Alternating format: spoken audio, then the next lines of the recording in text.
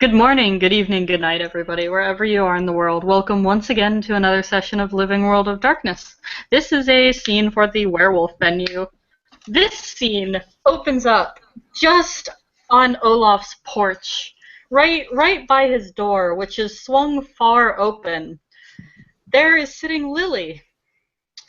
On his porch, she is using the supplies stolen from his kitchen to make lots and lots and lots of sandwiches. Occasionally, when she gets bored of taking sandwiches, she takes a break, grabs a metal spoon, and starts hitting it against a nearby pot. Olaf! Olaf!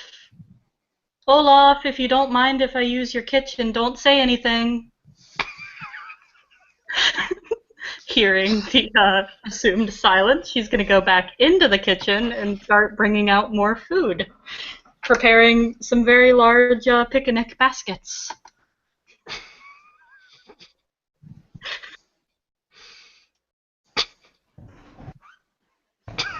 Maeve is probably, after hearing this for a while, she's not going to investigate too boldly, but she's definitely out on the porch of the Cub Cabin,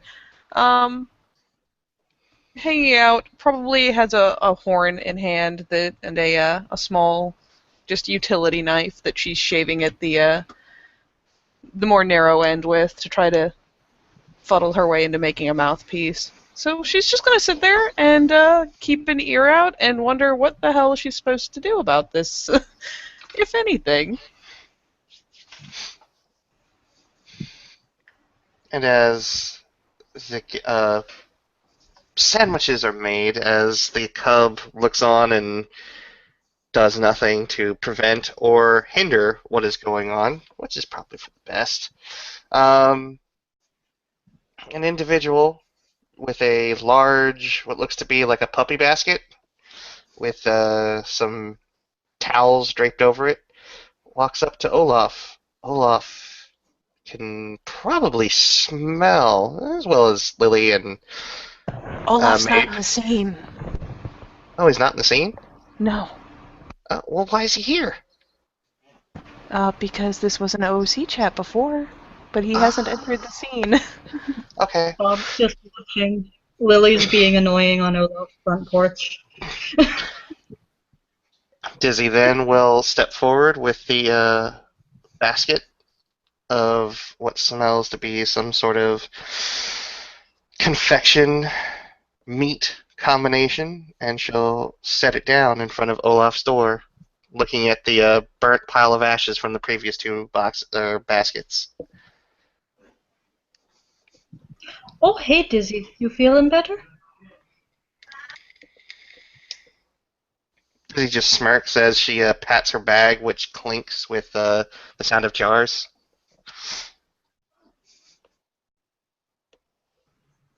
Oh, you brought something, did you?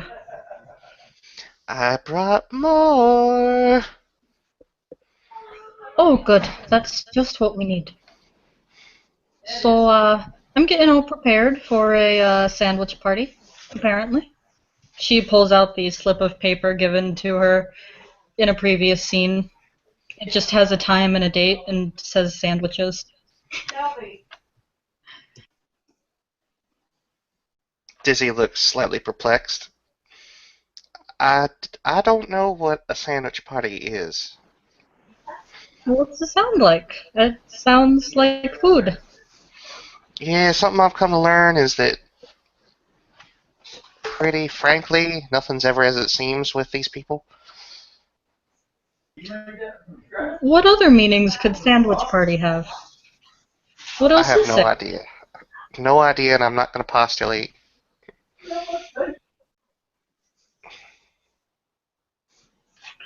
Well, okay then. She's gonna go back to, like, using all of Olaf's food supplies.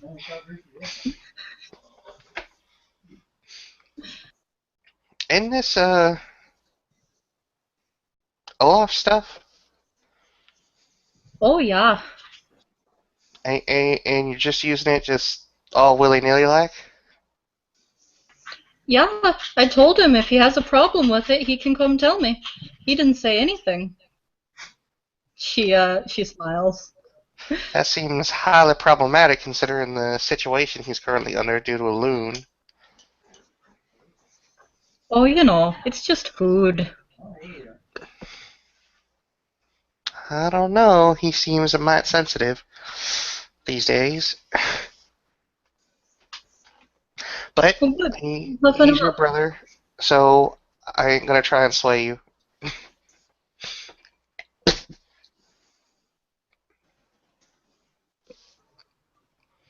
It's okay. Besides, I only got a little bit of the mayonnaise in the, she looks, in the peanut butter. I don't think he'll notice.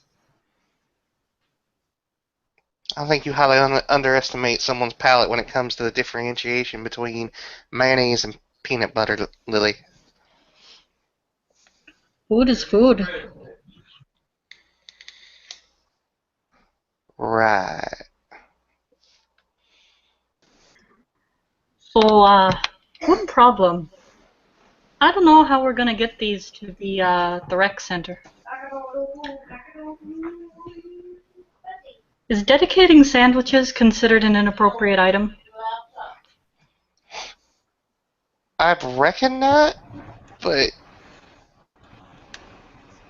she Mavis is gonna struts. perk up from over on the other porch because she's been eavesdropping like a boss.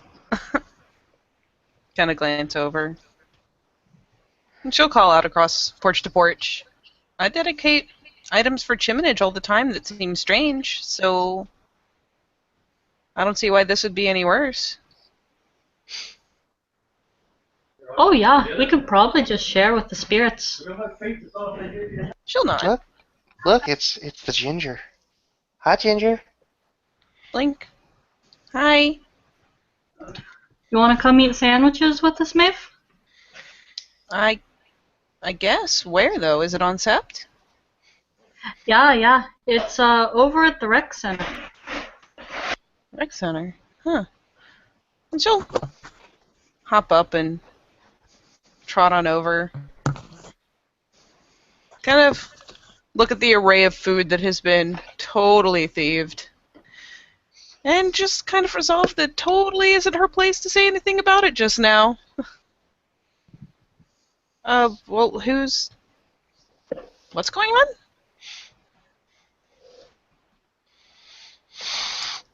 Exactly? Oh, I don't know. I got an invitation to something. Decided I'd bring some food. Okay. I guess if we can fit it all into one basket or bag or something, you can just dedicate the bag. Oh yeah, that's a great idea. Do you know the right yourself? Mm-hmm. Come on over then. And she will come the rest of the way over and kind of glance about and finally find that the picnic basket in the midst of the chaos. Did you want it dedicated to you, or?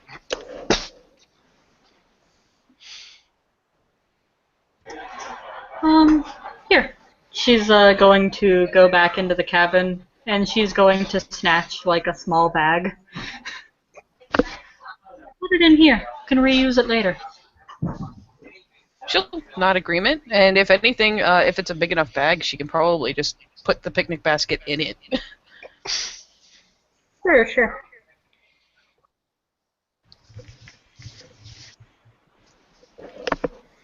Alright, let's give this a go and see how successful she is, and I will spend a willpower to make sure I don't botch. And I succeed! Or wait, it helps if I roll the right dice, doesn't it? Let me double check that I did roll the right dice. Scrolling up to my rights. Rituals. Yep, that's the right one. Okay, so yeah, success. Glorious success. You are now dedicated to a bag. Oh, good. Okay, this will make it much easier. She'll shut the door to Olaf's cabin now. Looks looks like the time's coming up now. You want to get going? Is there still like various food prep materials out on the porch and whatnot? Yes. Give me 1 second, and she'll kind of start picking up real fast, meaning to deposit everything back in the kitchen. Oh, all right. That's a good idea. Lily will start. Yeah, she'll even like rush in with the first load, make sure that any dishes are quickly washed off and stowed back where they belong. Any silverware used, etc., Lily etc. will leave a little note on the fridge that just says, "I'll wash the dishes later." Heart, Lily.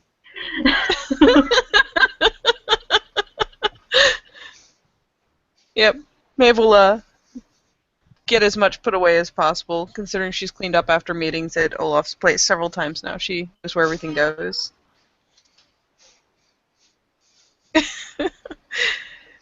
And then she'll trot back out.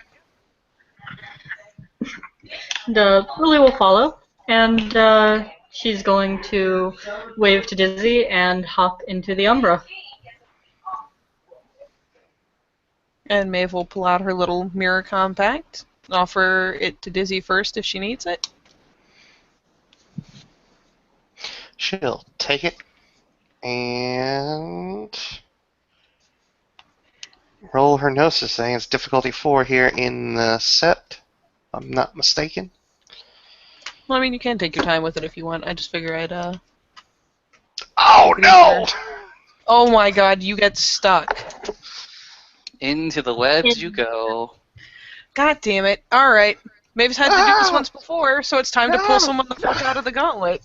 What is the roll? You want me to take one hand, you will take the other? Well, I'm still on Tellurian's side, but I can hop across first. And probably, yeah, that's a better idea. So Maeve will catch the compact, quickly sidestep, because natural channel, like a boss. And probably not agreement with Lily to see about pulling her through. Okay, on a count of 3. Strength athletics can pull her through. Oh, does it really just take that? I figured you had to do some crazy gnosis stuff. I've always just Spin pulled. gnosis. Oh, okay. Very Lily well. will spend Athletics. Wheels. Okay. 1. This is going to be comical. 3. And pulling.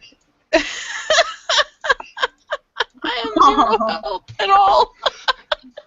Dizzy feels like she feels that Maeve is helping at least. The effort is put in, but she feels a very, very strong tug from Lily on one arm as she just into the Yoink. Well, oh dear. When she plops through, she does so completely and utterly unceremoniously. And when she hits the ground, it's like just literally on her face. She's just like laying there shivering, curls up into a ball. He touched me. He touched me in the wrong way. Considering that Maeve did so badly, I'm going to say she stumbles over too when when Lily pulls so much fucking harder, it literally yanks her off her feet as well. So she'll land on her ass. Lily, she kind of just claps her hands together like, okay. You two okay? I am not okay. Pats the dizzy shoulder. Don't touch me. Just like laying there. I need a moment. I need several moments. Okay, take a moment. We wouldn't let you get stuck.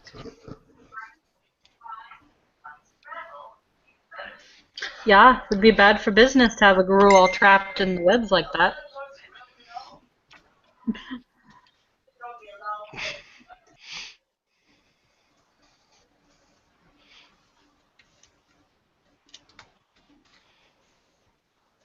Oh, excuse me.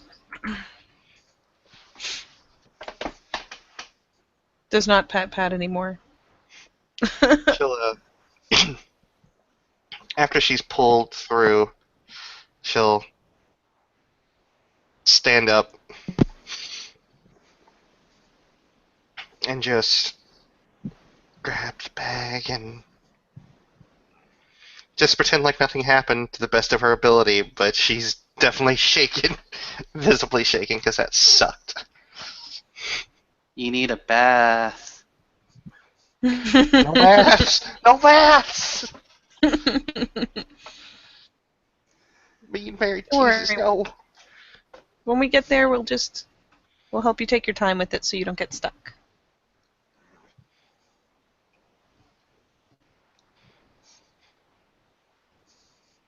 And she'll pocket her compact, which has of course come across with her.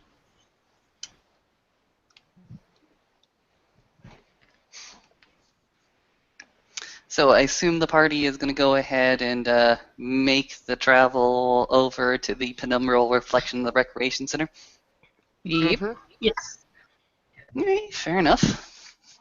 You see spirits of sport. You see spirits of chalk and other dusty elementals. You see sweat literally floating over some of the basketball courts, sand as well. You also starting to see, well, beat spirits. Not beat as in the vegetable, but beat as in boom, boom, boom, boom. They sort of like a pulse like that. Maeve is going to take a keen interest in the various spirits here because she hasn't really investigated the Emerald side of the Recreation Center before. So she's going to follow along with Lily, but be perpetually distracted, trying to identify the various spirits. Pretty cool, isn't it? Lots of spirits here. She nods briskly. These aren't ones I see much of. I try to keep in mind what's here. I can't summon, but I can do a lot of other things, so knowing what I can talk to is pretty important. Oh, yeah, yeah. Even just knowing where to find something when you really need some help. A lot easier than summoning. They tend to be nicer, too, if you go to them. Mm-hmm. Exactly. The Gaia's breaths have been very easy. The doves are pretty fond of me by now, so...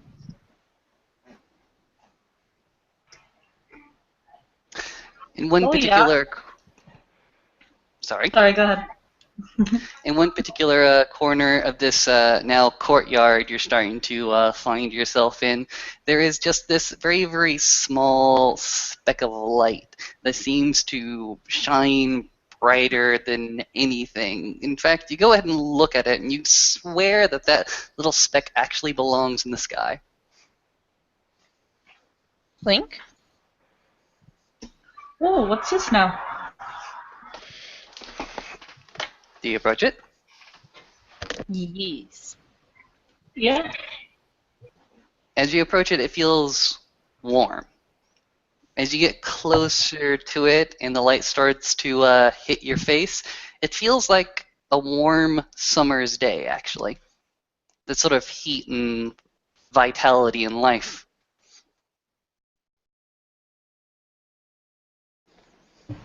Huh. Oh yeah, investigating closely, because can't help herself. Has to know. What is it?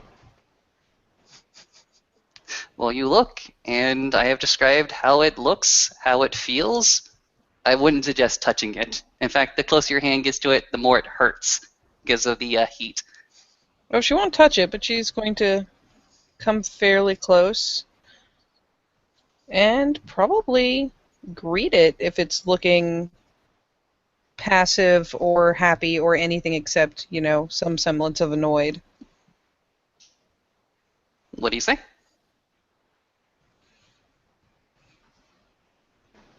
Well,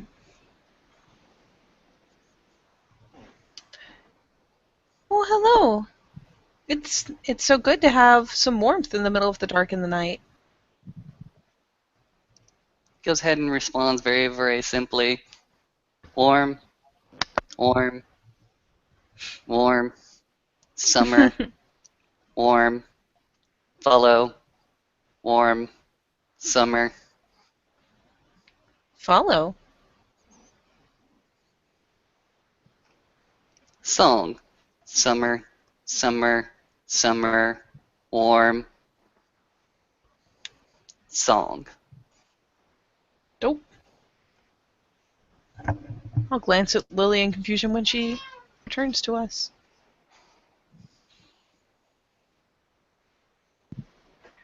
And are there more of the beat spirits around since it keeps saying song? Yeah, actually. So in light of all that, she'll kind of glance over to Lily since she's at least aware that Lily is at the urge. Is this what were the directions exactly? Is this the room or a place we're supposed to be in? What did the paper say? The paper said, welcome sandwiches, the time, which is now, later in the evening, and the place being the recreational center, Hall A. Having been to the recreational center before, is that where we are? You're currently in the, well, you're in the penumbral reflection of Hall A. Oh yeah, looks like this is the place. Might as well cross over now, you know? She nods. And she'll offer Dizzy the compact again and again wait for her to go first in case she needs a shove or a tug onto the other side. If you take your time, focus on your reflection, it should be a lot easier to pass through.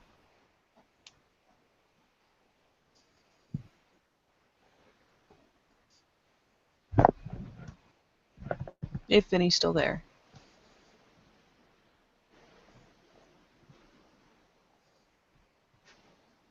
Which doesn't seem to be the case.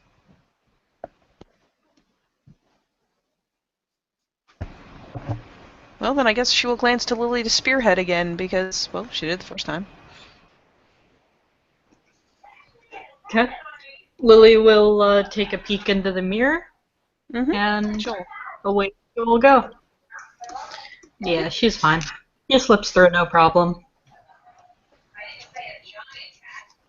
Mm-hmm. Lily, once you go ahead and sidestep over there, you find yourself leaning against one of the walls or partitions. Surrounding you is a bunch of people that you can safely presume to be kinfolk at this time. They seem to be openly talking about things that, well, normal people probably shouldn't be talking about. They seem dressed in, well, hippie and hipster attire. There is a banner that says, here comes the sun. And on each one of these speakers, there is a barrage of music, Beatles music, actually, that you can go ahead and ping really, really quickly, if not for your cultural isolation that I know Minnesota Two Harbors actually has. So this might be a bit more confusing to you.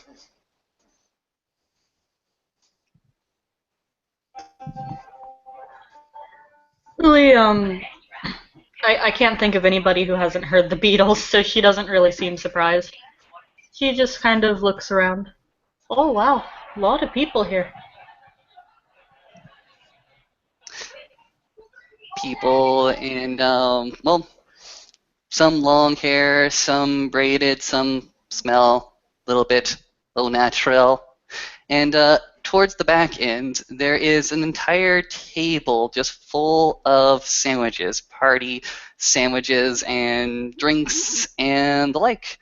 And off in the other corner, there seems to be a very, very smoky haze, and somebody seemed to be, well, just distributing, these little blunts.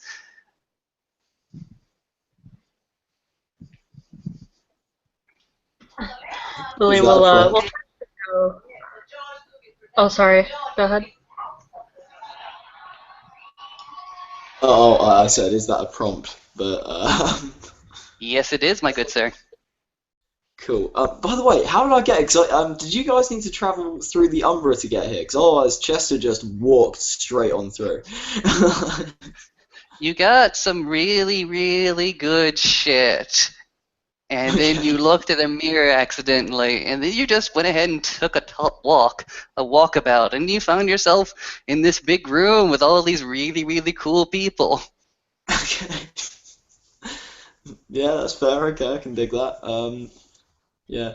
For those who notice, they see like what appears to be a relatively sort of like cheerful, if anything, slightly hapless-looking gentleman, sort of walking around, greeting people quite happy, like quite socially, and sort of like, and people sort of, sort of like slipping bags to people who are giving him a little bit of money and that kind of thing. And he's sort of, he seems to be your average kind of sort of surf punk kind of California boy. It's but he's sort of he's just sort of bobbing around kind of like kind of happily.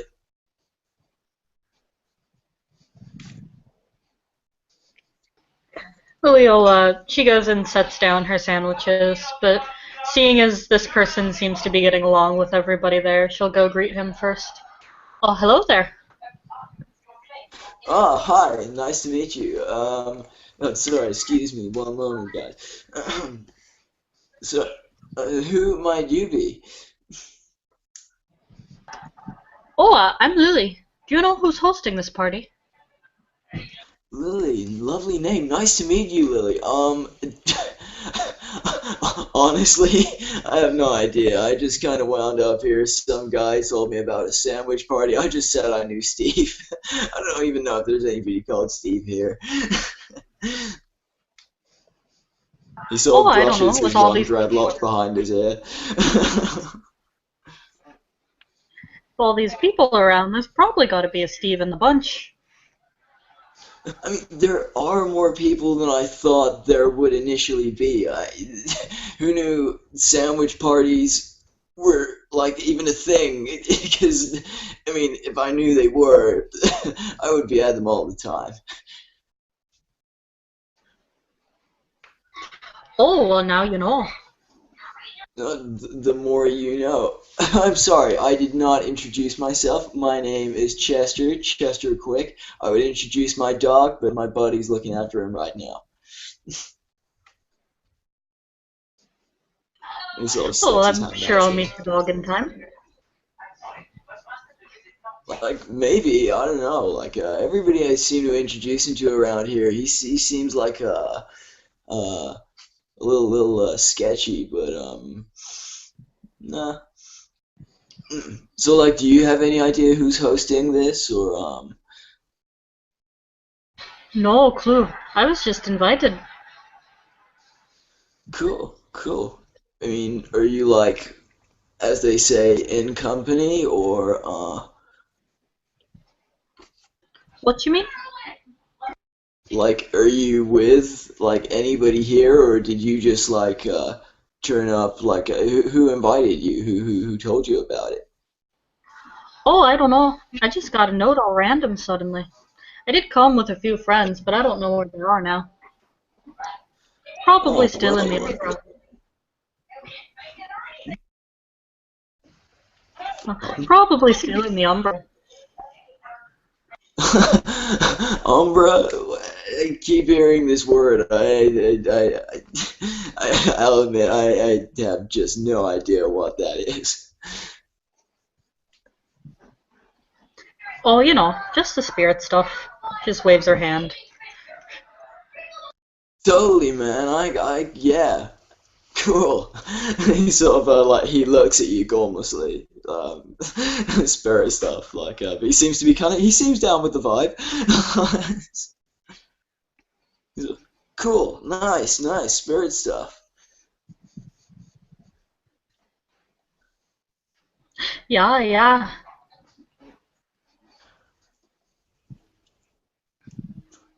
Right. He seems to zone out. He like his eyes sort of glass over as he sort of ponders what you said. Then his mind seems to sort of drift for a bit as he kind of he's like looking at you, but he kind of is looking like maybe through you. She sort of stands there for a minute. So looks around to see if her friends have crossed the gauntlet yet. Maeve is tutoring Dizzy and trying to encourage her and help her get through, and encouraging her to take her sweet time with it, because that way she can be more careful about it and won't get stuck. It'll be fine. It'll be Dizzy's fine. sort of slapping Maeve's hands away, kind of like in that, pop, pop, pop, pop, pop, pop, pop, like a cat. Stop it, stop it, stop it, stop it, I got it! She's just holding up the mirror and verbally reassuring. She'll take a few steps back, and a few more, and then she will run full on towards the mirror and spend a point of gnosis. And as she pops through the gauntlet, You're gonna crash into some partygoers. Mo. Chester. Roll your Dex Athletics What's versus up? my Athletics. Let's see what happens. I'm happy to get charged. That's cool. Yeah, so, okay. Then, just out of the umbra, sort of like there's like a flash of like silhouetting light as this girl with sort of like tattered clothing and a bag over her shoulder just literally comes plowing through, and unfortunately plowing right into the California boy. Yeah, it's he's sort of like now seems to have sort of broken out of the zone out, and was seemingly talking animatedly to Lily like, so that's when I realized that the beer bottle was actually in the palm tree, and he sort of like gets taken out mid sentence. His sort of like his one dreadlock flying after him, and like the joint he was holding flying out of his hand, and his like his patched up hoodie kind of like sort of like getting sort of like slung over his head, and he sort of lands in a heap of limbs. Oh, jeez. Oh, no. Dizzy will pop up. Oh, oops. My bad. She'll turn around to Lily. Hey, I made it through all right this time. She gives up a thumbs up. Oh man, yeah, wipe out. You did very good. Are you okay? You need help. She looks down. Fine. Dizzy will stand up and offer out a It's hand. okay. Like my back and skull cushion the floor, the fall, so I'm all right. He sort of like struggles to his feet with a slight limp. Dizzy will hold out a hand to help him up. Thank you. Like that's real kind of you.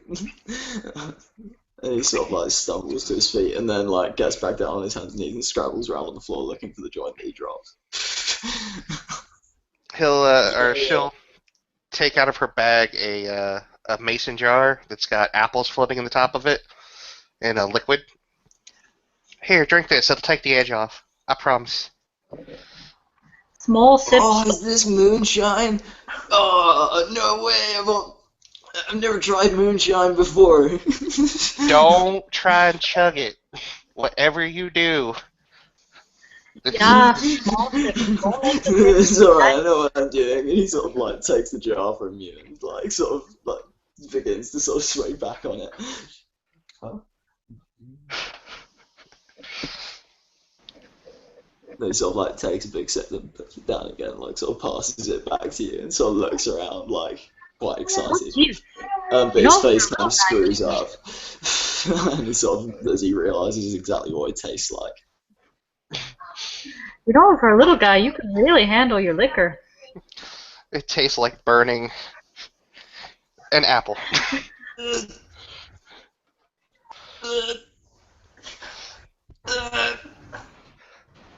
What you probably don't know is that you can actually use this stuff to peel paint off a wall if you ever need to repaint your apartment. He kind of reaches out for the jar again.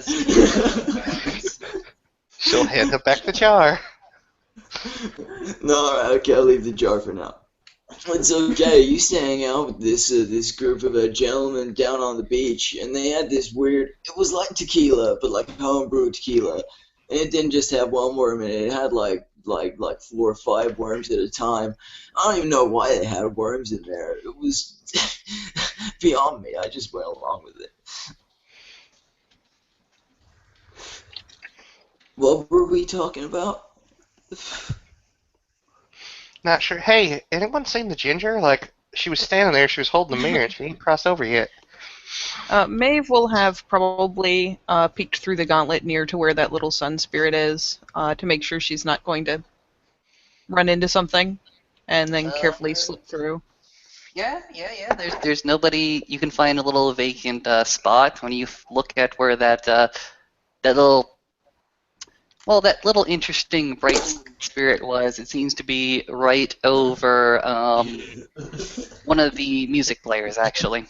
And once you slip on through, it seems kind of fucking evident why that is, as, well, here comes the song. Sun is currently playing over this sound system. Yeah. So she'll pop through and probably smile a bit, because the concept of a song like that being able to actually get the attention of a spirit is pretty cool. And glance around for familiar faces, the one she came here with and any others.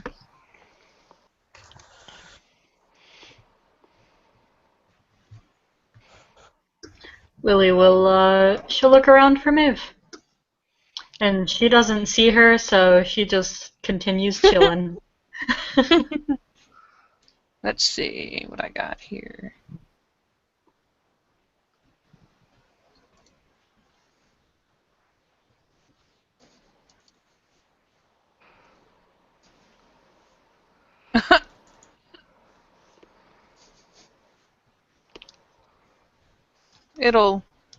Is my dice not showing up? Damn them. I've got one success, so Maeve will probably take a moment to peer out over the crowd, but Lily at least should be pretty easy to pick out with that bright white hair, so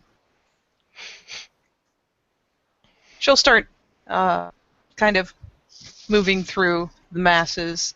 If she recognizes any of the Coggy kin, which I imagine she does since she spent a good bit of time with them, she'll pause here and there to greet them and smile at them and ask how their kids or parents or cousins are doing, etc., etc. The regular small talk, how you doing? Pretty much. They respond as likewise. All in all, she seems to be pretty content. She will slowly work her way towards Lily, but if you guys want to do anything else before she gets there, go ahead. Dizzy's going to take a look around, see that the gathered crowd is sort of just seeing individuals sort of meandering around, and when Here Comes the Sun ends, Dizzy will bring out her guitar or her banjo, because, banjo. And she'll find a spot to sit down, and she'll start strumming a few tunes, since this is supposed to be a party. And there ain't no party like a banjo sandwich party. Some of the kin are going to shout, "Yesterday! Yesterday!" I have no idea what that is, but 4 successes. I'm sure. You want 4 successes to go ahead and dole out the Beatles Yesterday? Sure, I'm yeah. sure there's like one really high kinfolk that's just like, "Free bird!" and then he gets punched in the face. Yep. He gets punched in the face, and then several others will go ahead and mediate the dispute and explain why he was punched in the face, and they all apologize. Children of Gaia. Oh, they're children, or they're Yeah. Canadian coggies. I see. Some of them are.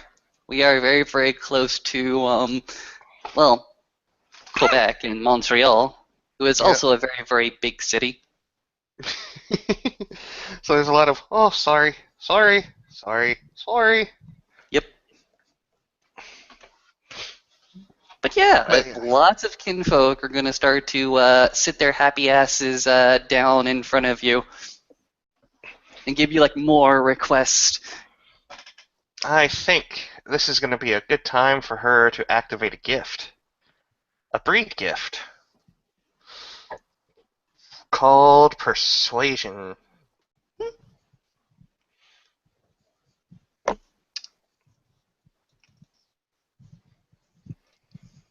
And she manages to activate it. So, lowers the difficulty of all social rolls by 1 for the rest of the scene. So she'll now be playing at a 5. So after she finishes yesterday, she'll look around. Anything else? Oh, do not make me go get my imagine. Imagine.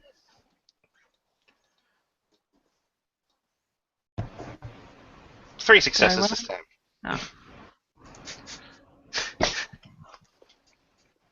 Dizzy's not Imagine there's intrinsically- no country. She's not intrinsically familiar with the Beatles. It wasn't exactly in her upbringing. After that, USSR.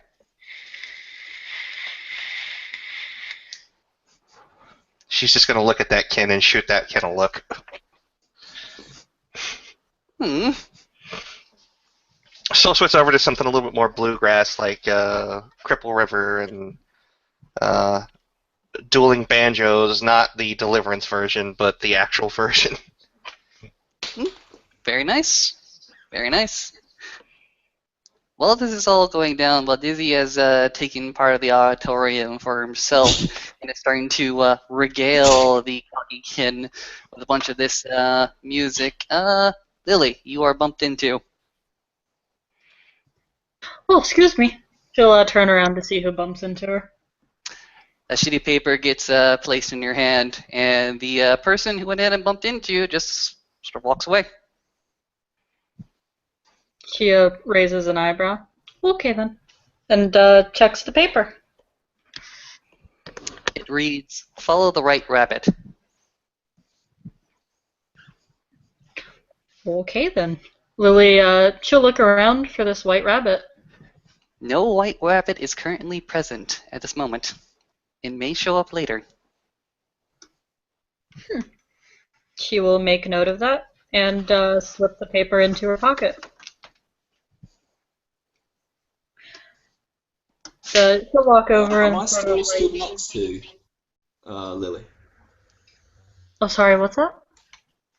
Am I still stood next to Lily? If so, should I make a perception alertness to see if I notice somebody press something into her hand?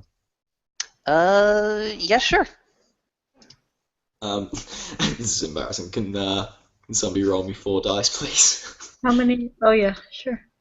Just Shelby. There's a 9 in there for you.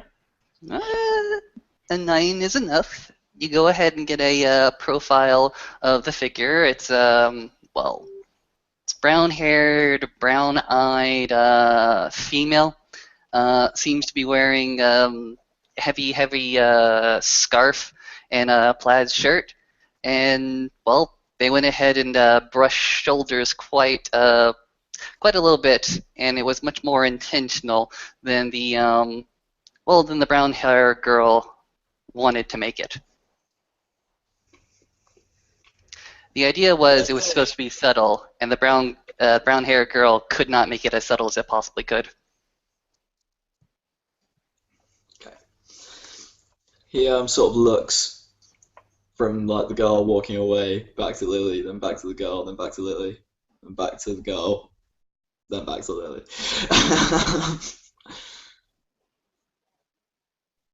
And sort of walks slightly just sort of beside her, and he's like, "Who's your friend?" I don't know. We both seem very popular here today. No, it was like the shoulder brushing. It was all very like covert, but like not covert, you know, like. Oh yeah? Huh, guess I didn't notice. Huh. Maybe it's probably just me, yeah, seeing stuff. Probably, I don't know. Were these like nice music, by the way? He sort of like looks towards Dizzy. Yeah, it looks sort of dizzy and sort of like comments on the music. Like so where are like these other friends of yours? Oh, well, that's one of them. She points to the one doing the banjo. The other is somewhere. I'm sure she'll turn up eventually.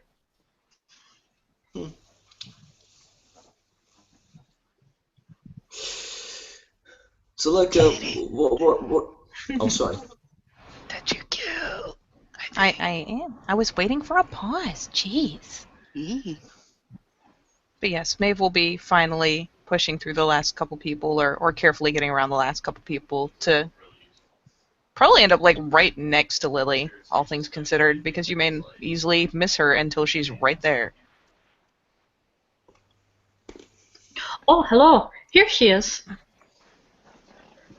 Maeve. This is Chester. Chester, Maeve. Is Chester a kinfolk she has met before? I assume not. No. Well, very well. He's Then just she'll sunshine. offer out a hand. Maeve, nice to meet you. I am Chester, Chester Quick, and he sort of like takes her hand and sort of shakes it. He pronounces his name like it's some sort of trademark, but not in a pretentious way. Well, hi, Chester. No. I'm Maeve. So like you know Lily, how are you two? Like how I mean you three actually. How do you know each other? Blink. Luck?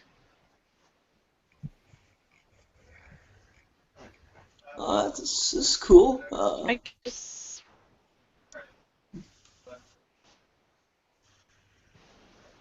Sorry, pardon, I didn't catch that last part. Sorry. Oh, it was luck, I guess. Cool. I mean, do you know who's putting this on? I mean, Lily was saying she didn't know. I mean, do you know who set this whole thing up, or? Well, no. Blink. Hey, Lily, can I see the note? Oh, yeah. Here. I assume She'll she's hand her her the first the one note she she got. got the other day. Yeah, the first one What's about that? the sandwiches. Yeah. And so she'll kind of glance at it. Is this very similar to notes that have been hidden in her purse or pocket in the past? Damn it. Yes.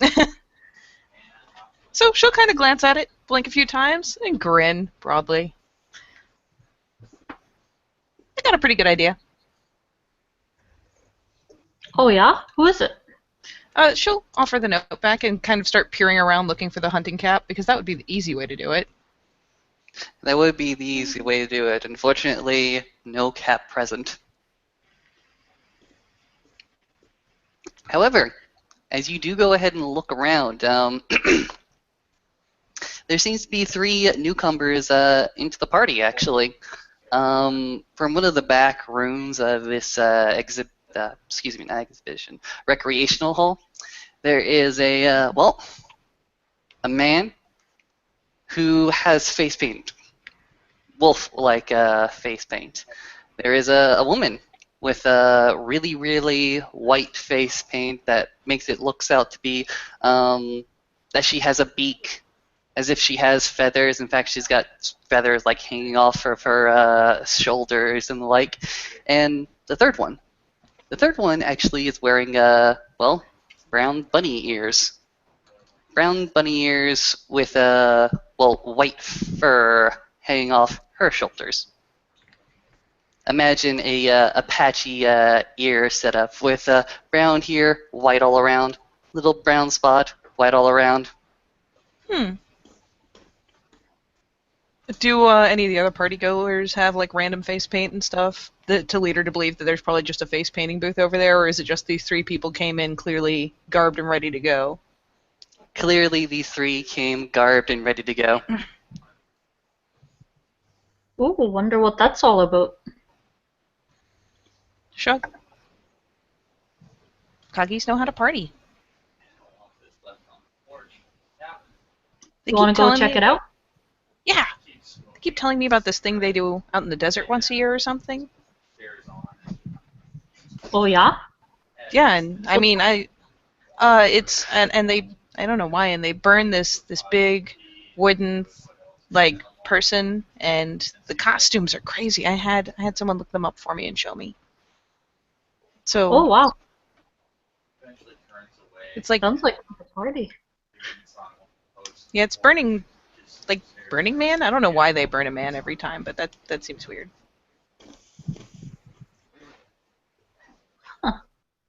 Might be something to look up. Maybe it's a Colby ritual. Maybe. Shia looks over at Chester. You ever hear of the Burning Man? The Burning Man, like the festival. Yeah. Is it a- Yeah, I went a Burning Man once actually. Don't remember a lot of it though.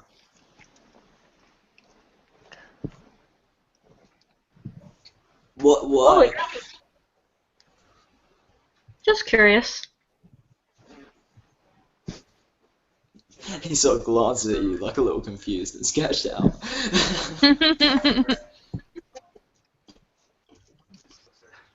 As time sort of goes on, you notice that a lot of the kin are starting to costume up, actually, as it were. Starting to get into even more outrageous outfits. There is feathers, there is fur. You can swear there is antennas that are now popping around, and the lights have gone ahead and dimmed quite significantly. Mavi's gonna bounce and clap a little bit because this is very similar to what she saw in the pictures. All these crazy costumes. It's so neat. Lily There also is- seemed pretty amused. There is literally a man that is wearing hoof little gloves, all in pink and with a horn on his head. Oh God, really? One of them Gaster is. kind of looks around at the madness and sort of, you know, people keep telling me that all of this is not some kind of cult. I'm not gonna lie, there are some real culty kind of vibes coming off of it.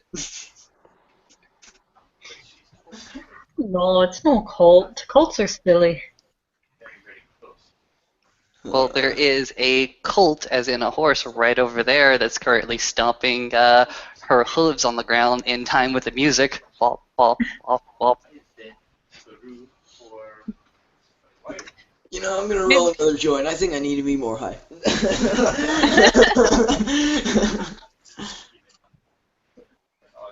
Yeah, Mavi's going yeah. to start migrating further towards the heavily costumed folk. Lily is going to start stalking that white rabbit. You certainly can go ahead and stalk that white rabbit.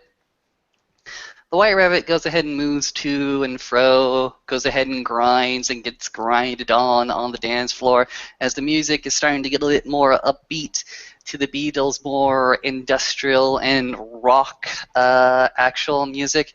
Back in the USSR, don't know how lucky you are. Well, all that weird experimental stuff that they started to do starts to go ahead and play, and on until she's more exhausted, drenched in sweat actually, and starts to actually make her way out of Hall A and, well, out a back door. Do you follow? Oh, yes, she does. Alright. You go ahead and follow the white rabbit down the hole. How far down it is, well, we're about to discover. You find yourself in a corridor. Flanking you are a bunch of lockers, many of which seem to be open and filled with different costuming and makeup. But the white rabbit, that girl goes ahead and removes her costume, goes ahead and places it into a drawer, and, well, sure enough, it is a brown-haired, brown-eyed girl who goes ahead and closes the locker behind her and leans against it, sort of waiting. Well, hello there. She goes ahead and nods her head and says, "Hello." You, You the host? say again? You the host of this party? She goes ahead and shakes her head. Are you Miss Trigvason? Yeah, I am. She goes ahead and knocks the door beside her and opened it up. The host. Okay then. Thank you very much. Have a pleasant evening. You too. Lily will go inside. Okay. Inside, it's as if there was night and day. While it was all crazy and while there is costuming and all amount of Burning Man attire all around, here it is much more simple. Here there are only a few seating arrangements. Imagine a classroom. In fact, this is actually a classroom. And imagine that there is one man sitting facing the door who looks as the overlay. Just take a look around and then step forward. Hello there. You went through a lot of trouble. I always do. Hello, Raya. Oh, Raya, you're Guru. That I am. My name is Lucas Mathis, New Moon, born on 2 legs, cub, but from a unicorn stock. Oh, I see. No wonder it's so extravagant. You new moons are always so delightful with your antics. So glad you appreciate it, Raya. She grins. Yeah, very exciting. What So, do I call why you? don't- Oh, sorry. Forgot to introduce myself. I'm Lily Triglassen. Heard of that? What's that? He goes ahead and remarks, I've heard that. And he goes ahead and completes it. Gidafenris, Theurge, Hamid, Cleith, right? Yeah, you have a good memory.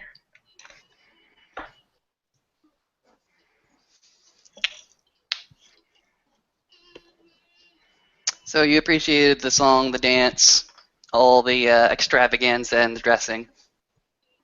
Yeah, very much. Went through a lot of trouble. It really shows. Do I still have to fight you? Well, it is tradition to prove your might to a Get to Fenris, so I'd prefer it if you would. So long as you go ahead and acquiesce that I've already proven my might by setting up this elaborate obstacle course for you. You've very much proven your wits. Shows in a new moon, but you haven't proven your might. Alright then. He goes ahead and rolls his shoulders a little bit. Goes ahead and brings his hands up. Come on. Okay. Lily grins, and she will crack her knuckles. Boy, I gotta let you know, I appreciate this very much. She rolls initiative.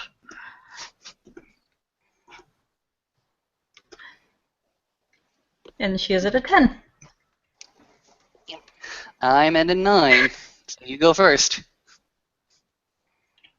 And Lily is going to go for the typical sort of like tackle around the midsection. Try to get him over very quickly. Alright, fair enough. Lucas is going to go ahead and try to dodge this. Because he knows once he's on the ground, that's it for the fight. Damn it! On the ground, you go ahead and tackle him. And she'll do so. As soon as he like hits the ground, she will make sure to sort of like bring a hand up so that he doesn't knock his head against the floor too bad. But yeah, she'll just sort of like sit on top of him. Really? Oh, he's going to go ahead and struggle to control this grapple now. Okay. 3 dice. Nope. Uh, She'll just pin him for a while. Ah! Ah! After Struggle. a second, Struggle. she'll hop up and give him her hand. Here, you go first this time. Then we'll call it done. So go ahead and take the hand. Go ahead and crack his knuckles again. Alright, alright. He's going to go ahead and size her up. Go ahead and go for a very, very traditional, very, very clear jab. Right in the front butt. Right in the front butt. In fact, you know what? Let's make it more difficult. He's going to try for a kick.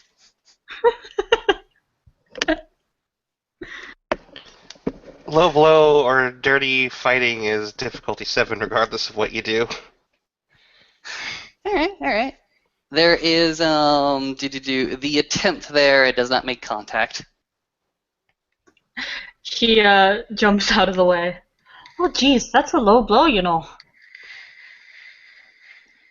It's a kick, and he goes ahead and presses the attack again, unless you want to do something. Oh no, your turn. Alright.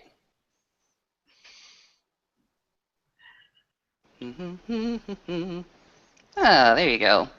Much, much better hit, using a roundhouse kick. Would you like to dodge? She'll actually try to catch his foot.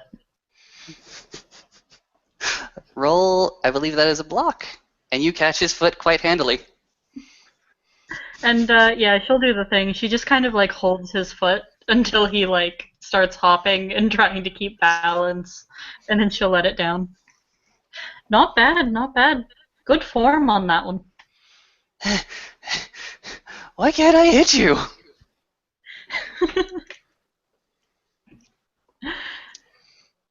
Okay. Backing up a little bit. Let's try this again. Hey! Do do do do do do do do do do do do.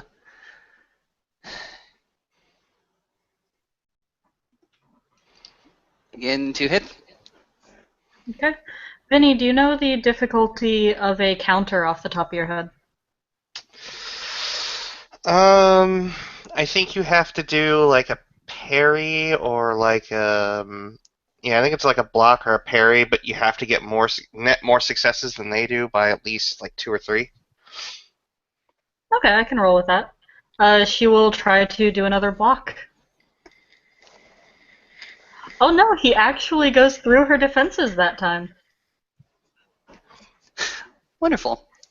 Let's roll for damage. Do do do do. 2 plus the 1 for the kick, plus 1 for extra successes. Was that a low blow?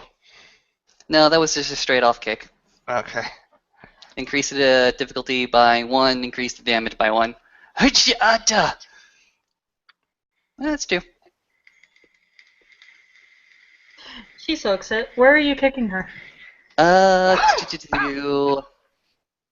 Let's go ahead and say he tries to go ahead and aim for the left side of the torso. Okay. She'll reach her hands out and look like she's attempting to like grab his leg again, but this time the quick little Ragabash slips right through. And although he doesn't make like very, very harmful contact with her side, he does get a little, oh geez, you got me.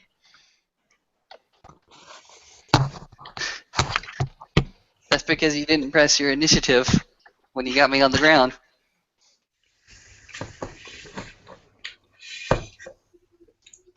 What? Wait, what? And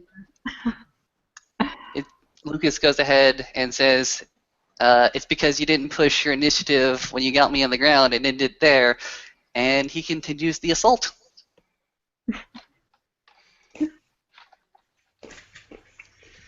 Do-do-do.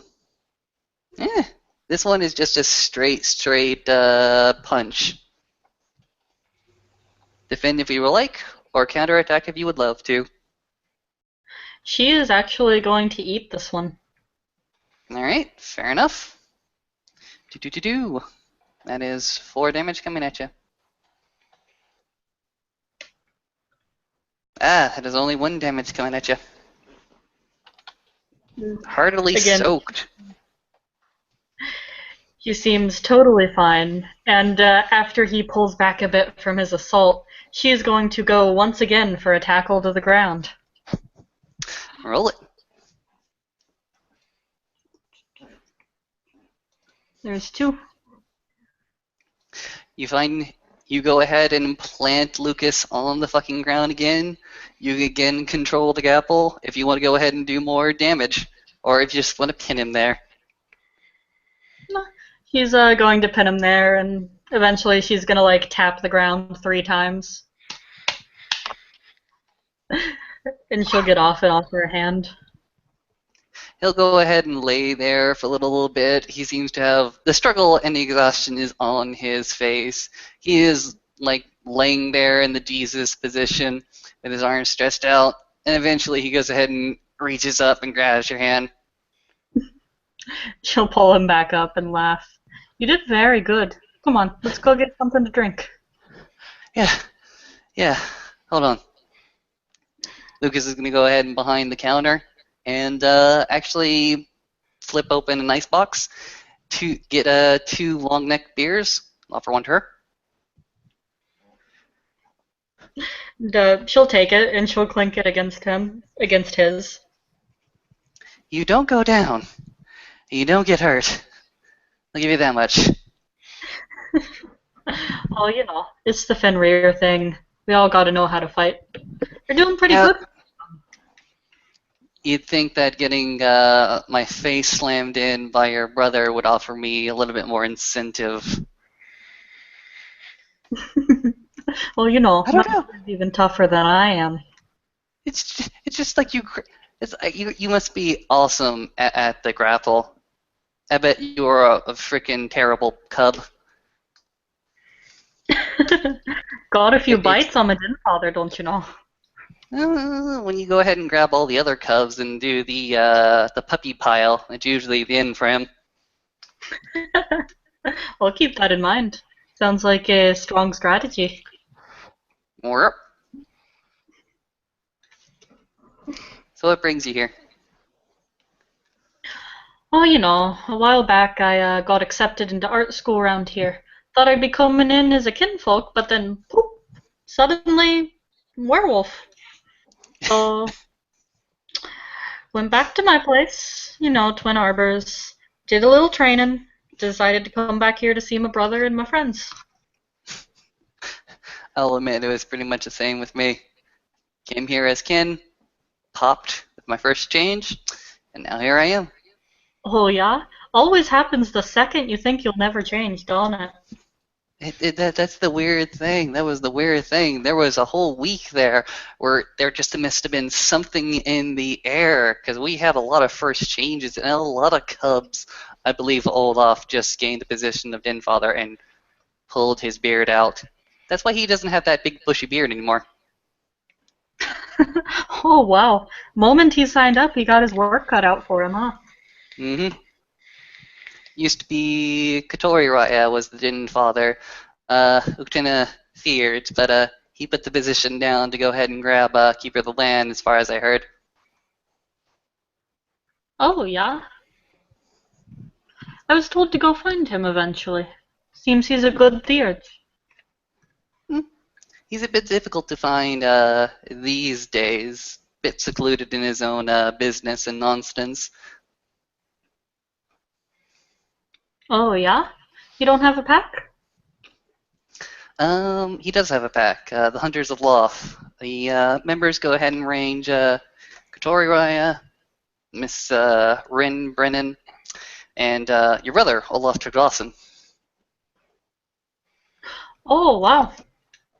Probably won't be too hard to find him then if he hangs around old Olaf. The Hunters of Loth have currently been the subject of a few. He goes ahead and waves his hands. Troubles, tribulations. Were you around for the punishment moot? No, I wasn't. I only heard about it.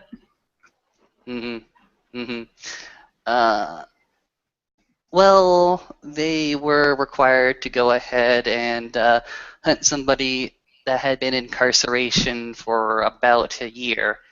And before that, they witnessed a duel between one of their packmates and another official of the Sept.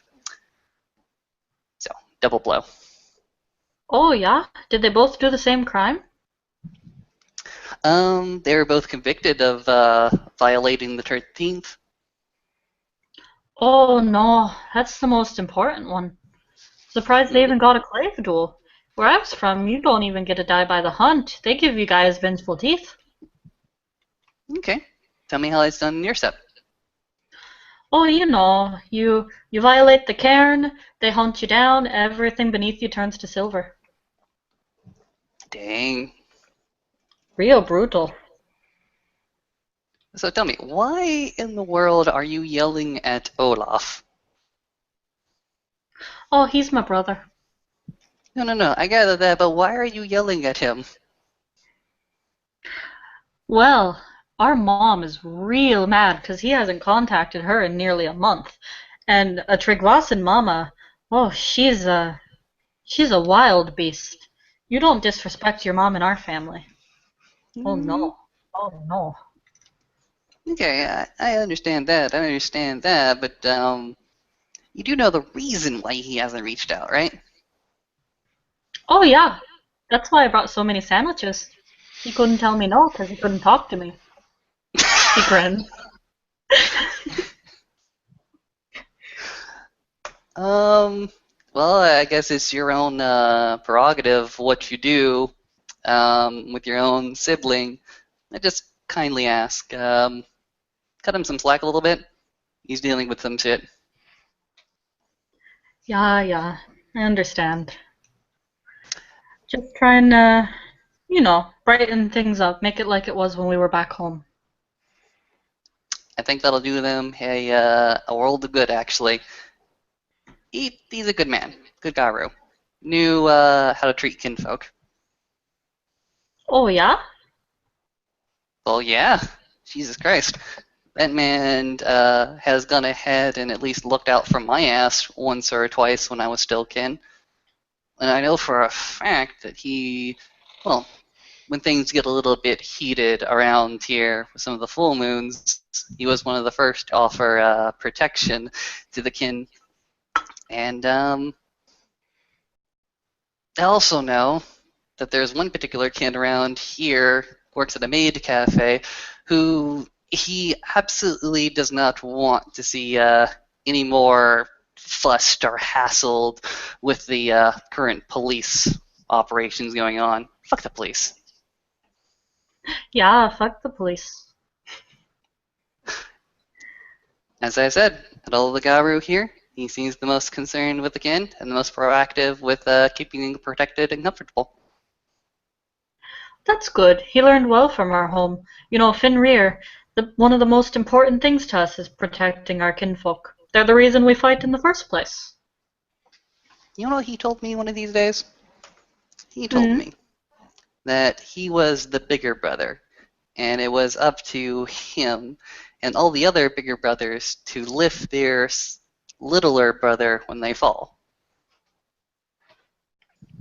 She nods. Yeah, sounds like him. I don't mean to go ahead and praise your brother all night long. I actually called you out here to learn more about you. Oh, okay. Well, what do you want to know? Theurge. That's interesting. Yeah. Tell me, what did you have to do to become an adult in the nation? Oh, geez. I had a lot of things to do with my rite of passage. The first thing that I did was actually slaying a Bane. Cool. Yeah. Let's see. Oh no, I should start from the beginning. I went to the Sep's Rite Master for my rite of passage because our Den Father was an Arun, and the Arun knew how to make a rite of passage for a warrior, but not one for a mystic. Mm-hmm. So the Rite Master told me, Lily, you need to help me make these fetishes so that we can sniff out these banes and save this hospital. And I was like, okay. So I go out, I contact I think 5 or 6 spirits. Convince all of them without even binding them to go into the fetish. Some of them like to fight, some of them like to talk. Fenrir's Hmm? brood tends to like to fight. So bring all these spirits in, most of them bruised and battered.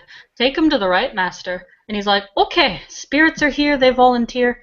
Now, Lily, you gotta make the items to put them in. I was like, okay. I thought the items would have been there when I brought the spirits, but no, they had to wait. So I go out, I get the supplies, and I make the spirits into some talons. The talons are then used by one of the Cleoth rank packs to weed out the Banes, and I go in and I dealt the killing blows. And, yeah, then I was a Cleoth. Okay, so for your rite of passage, you made contact with the spirits, made the deal. Yeah. You went out and get the resources to make and craft the talons, and then toward the end of it, you went in with the pack to deal with the Banes and deal the killing blow, being supported by the talons that you created. Yeah, exactly. Okay, impressive. Well, thank you.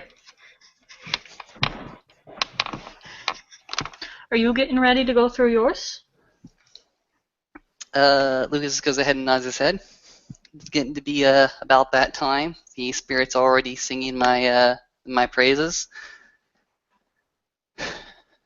Oh, congratulations. Such an exciting time.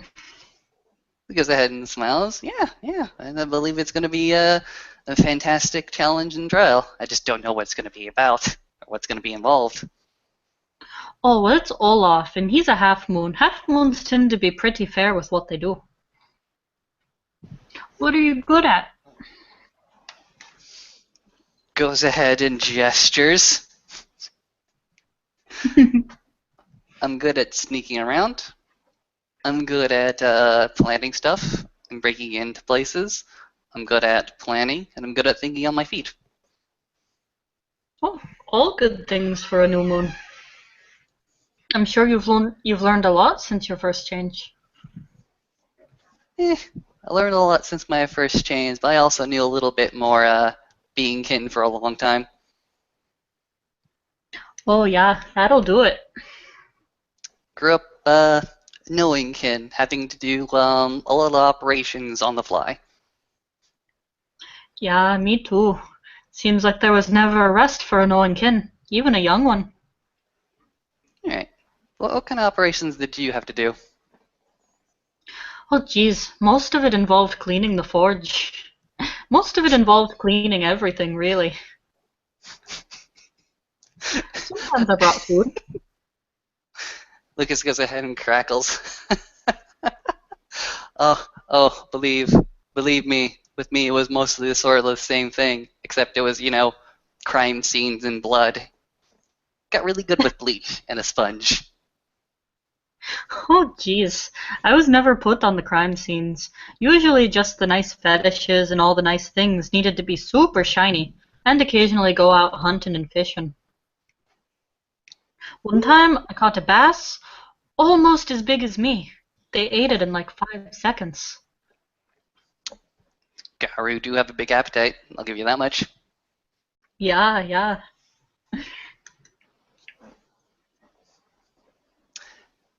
How did you travel here? I mean, did you take a plane, train, automobile?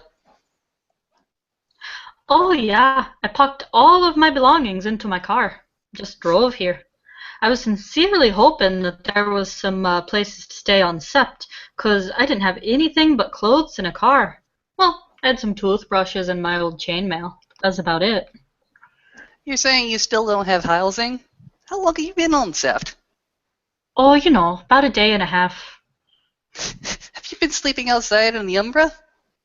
Yeah.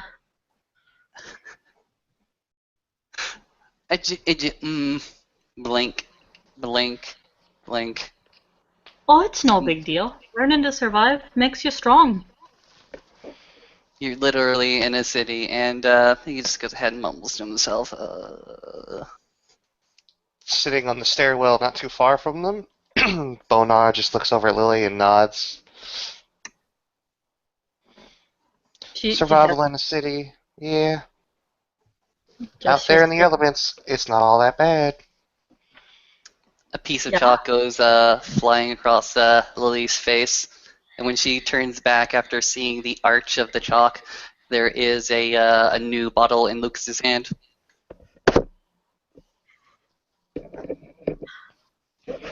Lily's still like nursing hers. She's taken to drinking alcohol that's randomly given to her very slowly. Wonder why. Dizzy's working on her mason jar. She looks over towards where Maeve and Chester are just kind of doing their thing amongst the costume folk and sort of whistles at them, putting 2 fingers into her mouth and letting off a loud whistle. To be fair, Maeve probably made at least a passing attempt to go ahead and stay upstairs because she's familiar with how Lucas do, and now that she knows that he's the one hosting things, she's of a mind to let him do his thing. Though a shrill whistle will probably get her to poke her head out the door to make sure there's nothing wrong.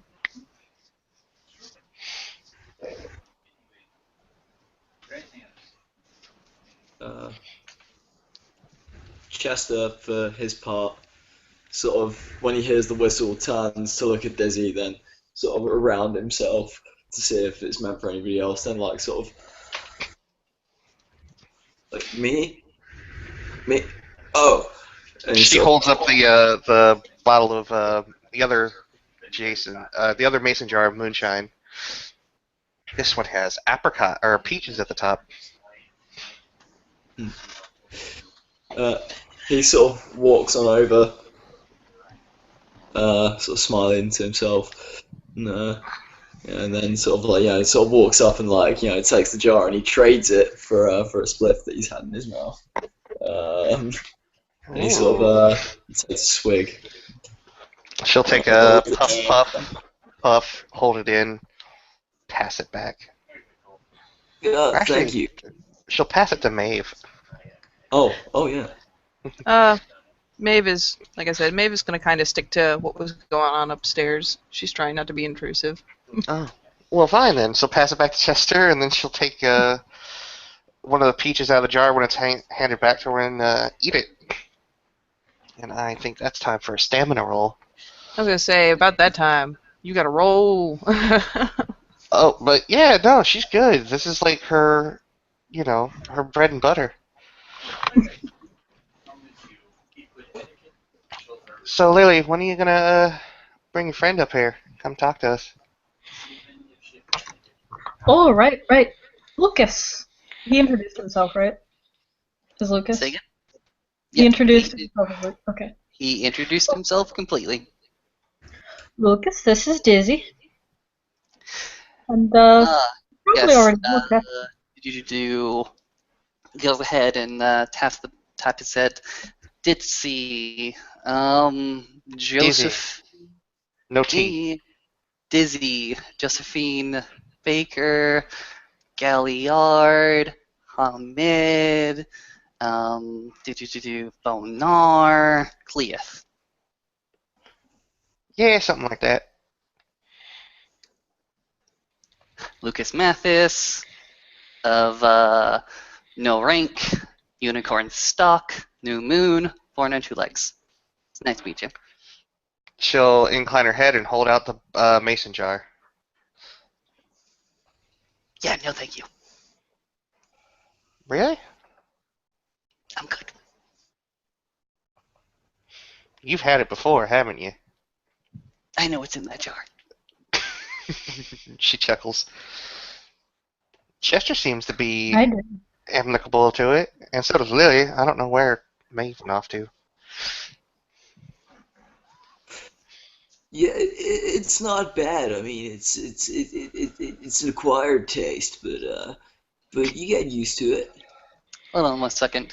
Lucas is going to go ahead and break away from the group for a little bit. Go ahead and yell down the hall towards the same brown-haired, brown-eyed girl and say, bring the Fianna. She'll go ahead and scoot off away, drag at Maeve to bring her towards the conversation in the gathering. Well, in that case, Yeah, May will come trotting along. It's almost like The Godfather, isn't it? She grins. It is the Godfather, and I am the Godfather. Oh yeah? Your daughter getting married? Well, if I had a daughter and this was the day of my daughter's wedding, I'd be very, very much required to accept any request. But since this is not the Godfather, I am not the Godfather, and this is not the day of my daughter's wedding, you're shit out of luck. Oh darn. Seems I a know. shame. Then you wouldn't be able to ignore any of our requests, right? If this was the day of my granddaughter's wedding, yes. She snickers. I never saw The Godfather. Damn, I lived in a county where literally there were 2 stoplights, and I saw The Godfather. There wasn't even cell phone service where I'm from, and I saw it. Hey man, don't judge me. It was just never really seemed like my kind of thing. I think there needs to be a Bonar movie night.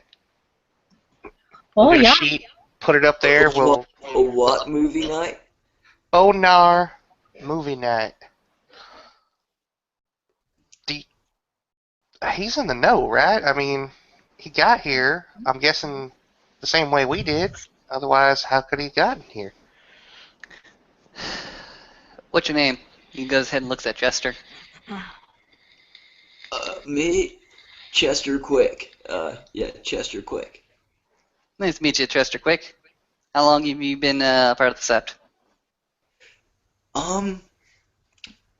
I don't know if I'm like officially recognized or not yet. I don't know how this sort of thing really works, but I turned up in this city just like in my van with my dog, and there I am hanging around in Central Park one day, and I bump into this guy Alan and his friend Emmett. But there was like a gathering of people, and I initially thought it was some kind of cult.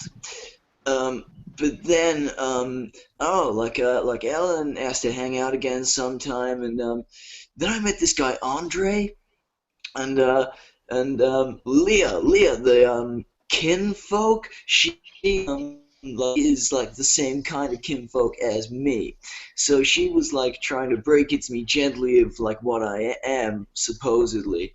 And then Andre took us into the into like a more densely forested area of Central Park and like turned into a giant wolf. Then there were some aliens, and I watched this chick like blow them up with a single bullet. And in honesty, it's been a real weird couple of months. So Oh. you're a Furykin. A what, Ken? Black Furykin. If you're a kin like Leah, then you're part of the Black Furies. Amazons, feminine empowerment, Amazons. Lily That- sort of leans towards Chester. Does Chester have any purebred? He I believe does. Chester does have purebred. He has purebred 1. She takes a few moments. Chester will notice she is smelling him. Oh no, he's a child of Gaia. That would explain quite a bit, actually. Oh no, yeah, that's the one. Sorry, I got confused again. No, yeah, I'm like a child of Gaia. Whatever that is. Alan was like particularly interested in me. Have any of you seen Alan lately? Like, what happened to him? He moved. Last I heard, he broke up with Leah, and He goes ahead was... and looks at Chester and just simply says, he moved, he's gone now. Back where he came from. No, but like Olaf. That's it. I meant Olaf and Cinna. And Olaf explained to me that he had gotten in with like a bad group of people, like the Give me a second. Let me light this. It'll help me think.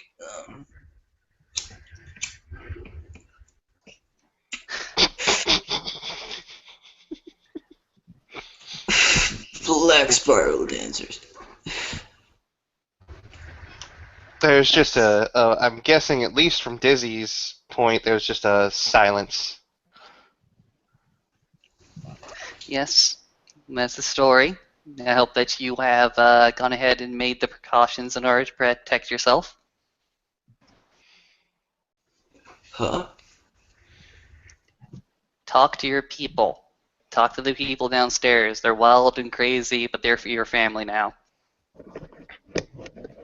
You mean you don't have any protections? Not any? Chester, do you even Protections? know what a spiral is? But what kind of protection? I mean, I've got my dog. I didn't bring him tonight. The dog known as Hunter S. Thompson, and I always carry a little something. And he kind of taps his ankle. Oh The no. only thing that you really need is a few people that you can call if there's like weird shit or trouble going down. All right. Oh yeah. Preferably one of the people downstairs. What's happening? Spirit might be a good idea too. You know, to warn you if anyone comes looking after you. I don't understand what that might entail. Oh well, one of us could probably do it for you. Well, Oh, cool. And he I don't know kind about of the rest. fumbles around in his pocket and pulls out like a ball of money. Like, there's all small bills.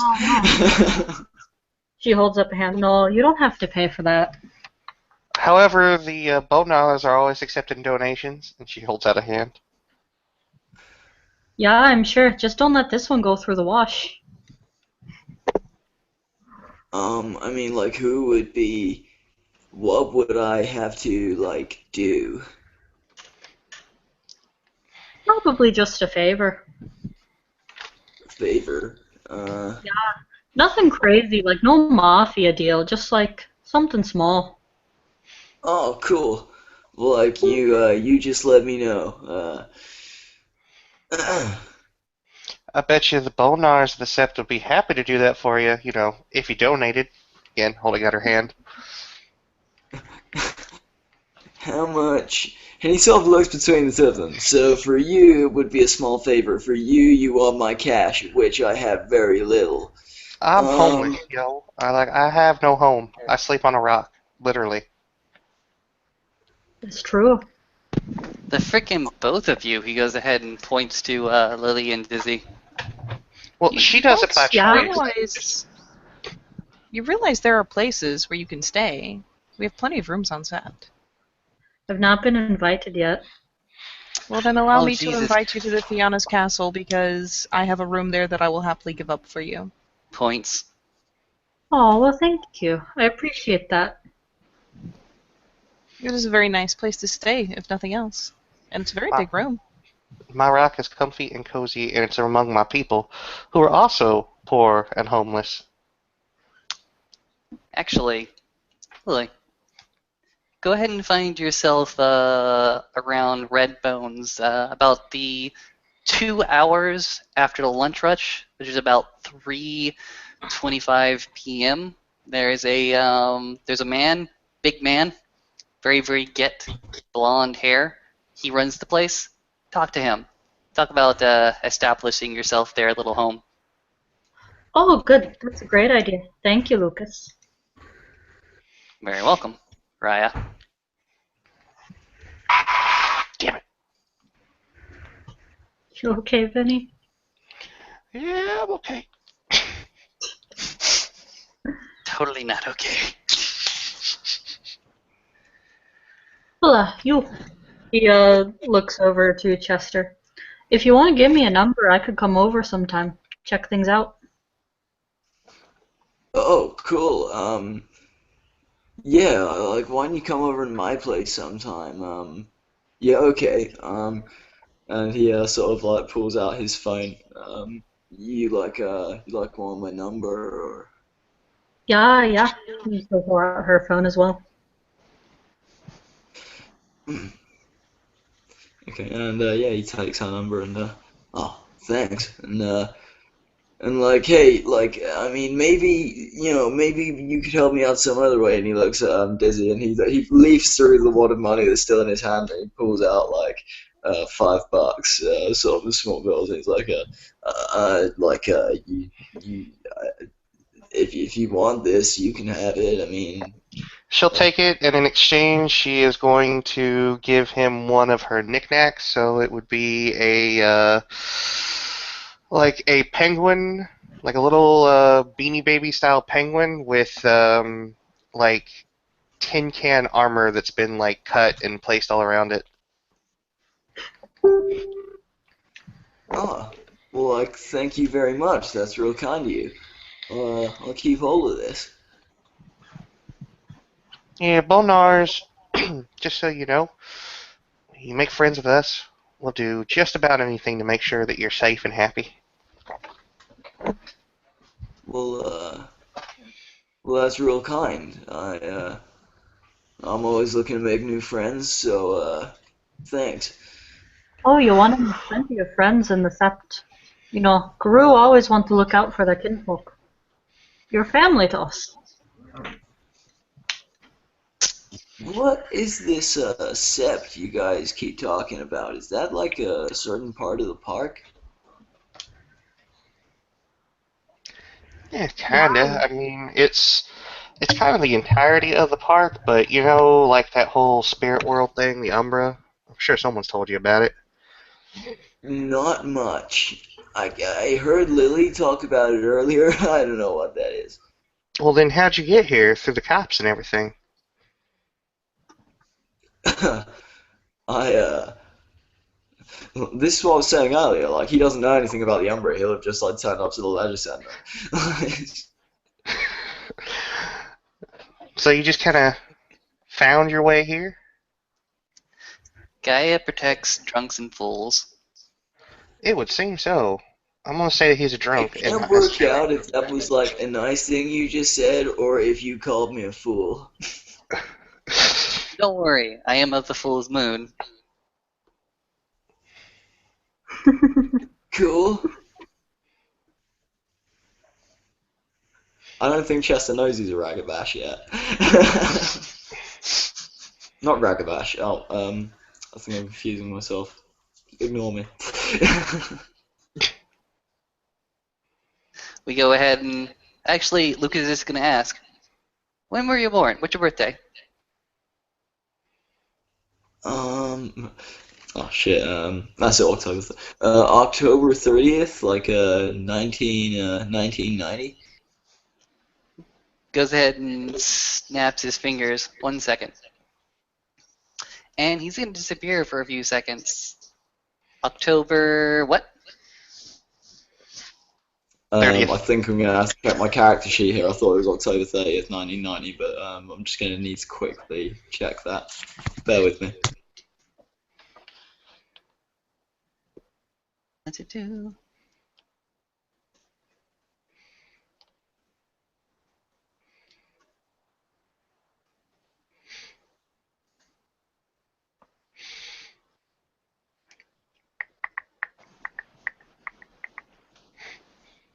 You might want to like sort of like fill in a little while I'm gone because like honestly this isn't easy to do on the phone and hang out at the same time.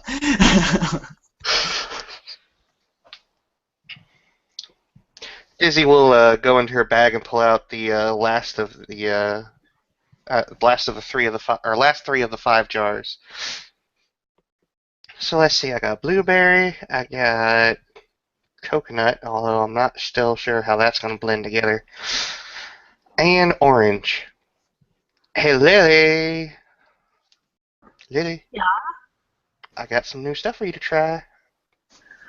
Oh, jeez. Who said you had coconut? Yeah, I'd tread carefully on that one. I don't know how that one's going to turn out. I'll give it a try.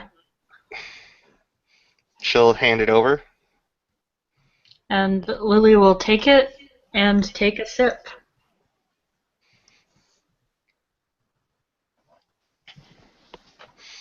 It tastes like... Let's see the crafting roll she would have gotten on it. Actually, it tastes pretty good. It's passable. It's not the best moonshine out there, but, you know, the term best moonshine very much a relative term. Tastes like a less sweet version of the coconut rum. I forget what it's called. Oh, Malibu, I think. it's not half bad. All right, so that one, she'll take out her notebook. Coconut rum, January 17th, success. Coconut moonshine. Hee. And now that Chester's back, I actually, my character sheet isn't showing up on the werewolf blue booking. So honestly, I think it's October 30th. I think it was 1993.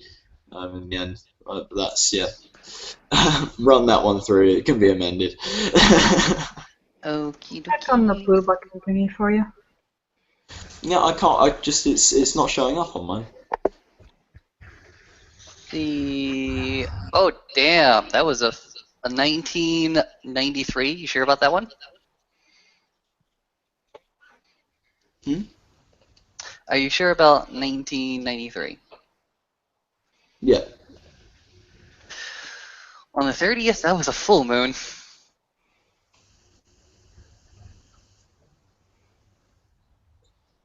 Okay, so like, what does that mean?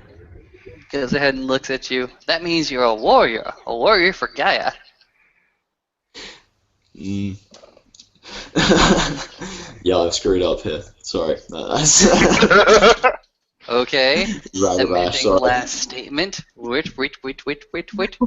That means you're a fool for Gaia.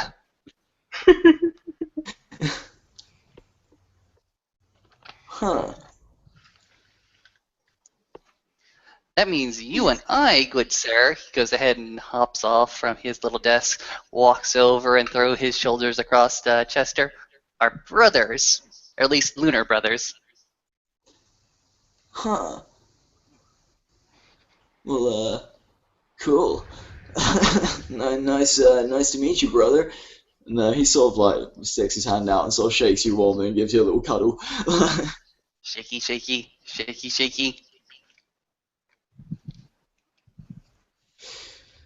Huh. This is all a learning curve for me. It's yeah, forgive me if I seem a little overwhelmed at any point. No problem. Take it as your own pace. well, he still is just a kin, though. So I mean, unless he has his first change, just means you might be more apt to be trickery. I've been told that I'm like I think it was Andre who said that it was very unlikely that I would change. Apparently I'm just what you call kinfolk, which is, to what I understand it, just pretty much a regular guy. Andre Takamunte, also known as, indeed as, Chicken Shit. Chicken shit. What Oh, is yeah. that like an insulting nickname? Oh, absolutely.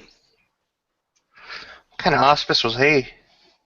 Oh, full moon. At that point, Peach Moonshine kind of goes spraying across the floor, and she sits there and coughs as something came out of her nose.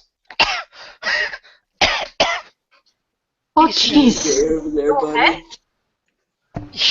You said a nickname, a deed name of chicken shit, and he was a full moon. Mm-hmm. Oh, What that's were a you tail. expecting? Well, what That's a were you tail. expecting? That's a tail? Oh yeah, that is certainly a tail. Yeah. What do you want to know, my good Dizzy? Well, you may not be a galliard, but I'm sure you can spin a good yarn. I have to hear about this. And she pulls out her notebook. I'm not going to give you the entire story, but I will give you the name of a galliard with the entire story. All right, fair enough.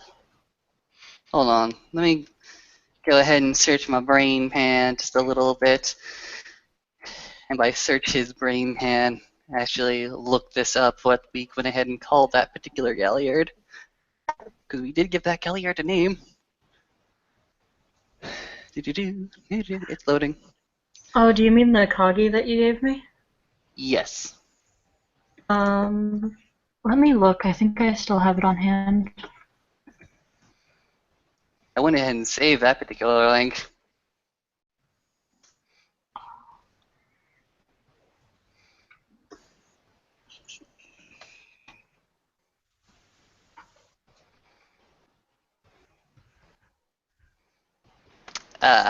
The third from Breaks the Blade, Metis, Child of Gaia, Galliard. Try to find and look up that name next time you're traveling around, or if he comes back to the Sept. I'll take a look. In any case, Chicken Shit. Before he was known as Chicken Shit. Why He was is- he known as Chicken Shit? Because the Philodox at one point had enough with his shit and gave him that derogatory name as soon as all the tales came crashing down on him. I think it was an RN that gave him that name. Shrugs. That's just Heavy. out of character. Out of character. I thought Contemplates the Mercy gave him that name. Maybe he did. I'm not sure. I know Galliana did it. You think Kelly had it? Continuing on the scene. Yes, Andre Takamunti thought himself a theurge, thought himself a spirit talker. So when he himself, a full moon full of rage, tried to contact one of my brood in order to temper it, he did not go for something that was relatively simple and easy to appease, such as a dove spirit. No, no, no, no, no, no. He went straight to, well, the big man himself, Unicorn, in all his freaking glory. Who's Unicorn?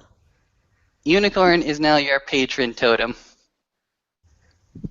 Totem? Singing? Totem. I think he's asking about totem. What's a totem? Not a theurge. I'm a ragabash. Oh, Points Really? to the redhead. a totem. Basically, each of the tribes have one spirit that basically is their patron. So each spirit has done some great good for the tribe or otherwise chosen to sponsor it. And in return, that tribe upholds the ideals of the spirit. Like the Gid of Fenris. Our patron spirit is Fenris himself, and Fenris prizes strength, glory, and honor. So Gid of Fenris strive to be strong, honorable, and excellent warriors. Cool. Unicorn goes ahead and empathizes, empathy, understanding, healing, and strength, defense, protecting the weak. All that good, fantastic nonsense. Oh, that's real cool, man. That's a nice Yeah. patron spirit, I think. Mm-hmm. Unicorn is very, very excellent. I like him. I go ahead and decorate all of the cub cabins with unicorns because I'm a silly man.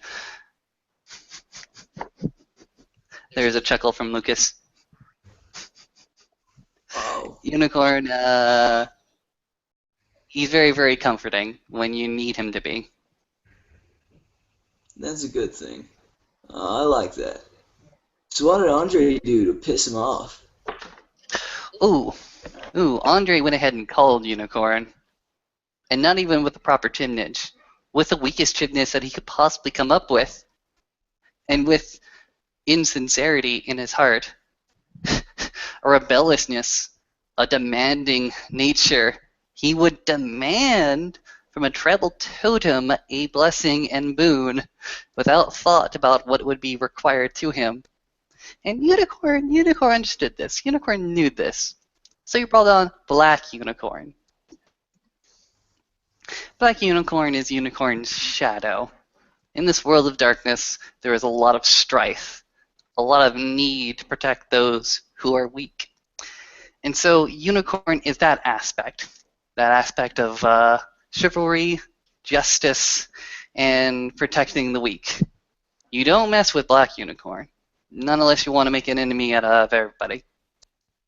But Cool, man. the first time that dear old Andre Takamuti went ahead and contacted Unicorn, he offered the most silliest of chimnage, and the ban placed upon him for his boon. The ban placed upon him was very, very simple, that he would have to accept and do his due diligence to any request made by him by the children of Gaia, their Garu, or their kinfolk. Motherfucker would not even take my laundry. Huh. He broke that ban just as quick as he went ahead and made it. And once he did, there was a loud, loud, loud roar in the Umbra from Unicorn stating that he has broken the ban.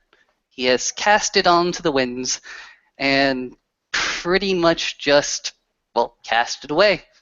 And so in return, Unicorn and his brood went ahead and rejected him, both the Garu and Kin.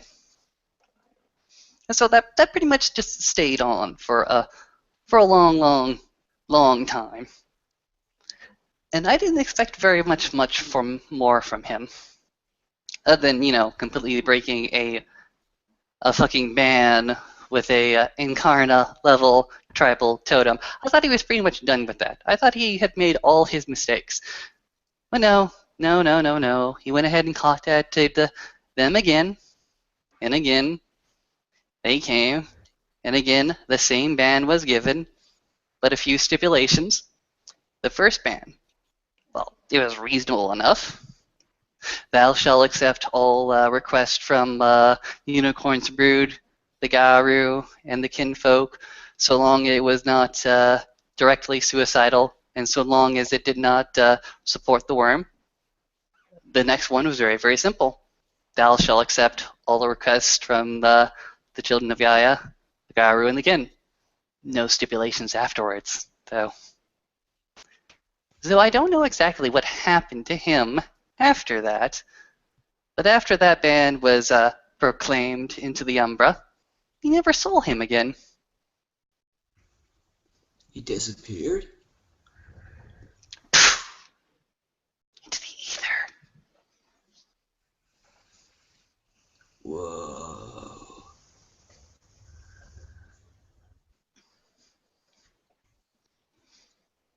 Heavy. I know.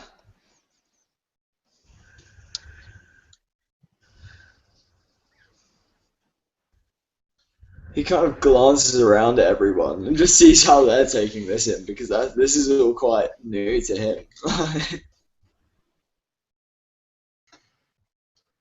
Lily seems to sort of, I don't know. She just takes the story and makes note of it.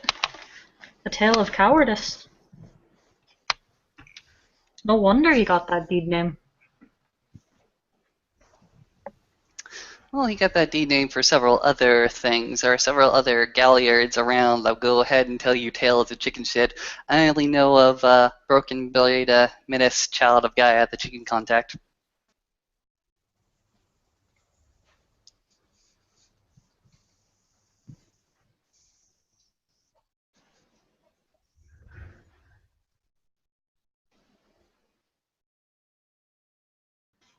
We'll definitely be seeking them out. Sounds like there's much more to it.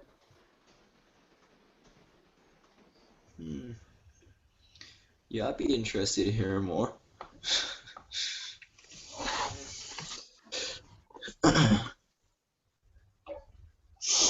He sort of like sits down and sort of seems to chill, like he looks around at the party. It seems as if the party upstairs is starting to settle down and break into more middling small talk. Downstairs, actually, that big party and extravaganza is starting to also settle down. A lot of people are sort of breaking away from the environment, breaking away from the personas, the animalistic totems that they've been personifying for, well, a number of hours, for now at least, they're breaking themselves down. They are letting the costumes go. They are packing it up. They are finishing the coffee, the smoke, and the sandwiches. As well, downstairs they're starting to settle down. Upstairs, the Garu and the one kinfolk they brought along can also simmer down. And if that is it for us, well, we can at least go ahead and bring this scene to a brief close. Follow-ups can be done afterwards. Anybody got a problem with that one? Not at all. All right. Then we'll go ahead and thank you, watchers, for watching. Thank you, players, for playing. We will go ahead and see you all next time. Good night.